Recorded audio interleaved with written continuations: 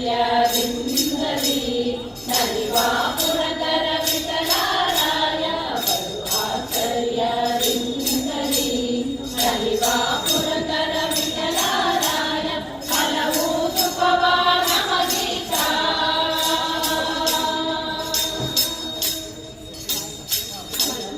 ಹಲವು ಸುಖವ ನಮಗೀತ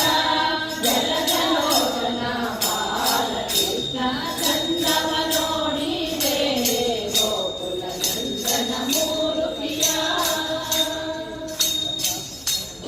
ಅಂಜುಗೆ ಪಾದದ ಗೆಜ್ಜೆಯ ಧರಿಸಿ ನೀ ನೀ ನಿಮಿಗೆನ್ನು ಕುಣಿಯುವ ಕೀರ್ತನ